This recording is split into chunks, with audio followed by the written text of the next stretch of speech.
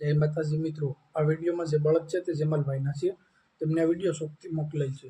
જો મિત્રો આવા જ વિડીયો બનાવીને તમારે પણ અમને મોકલવા હોય તો વિડીયોમાં જ અમારો વોટ્સઅપ નંબર આપેલા છે, ત્યાંથી તમે અમને વિડીયો મોકલી શકો છો. ઓકે મિત્રો, એ હુરાજ ક્યારે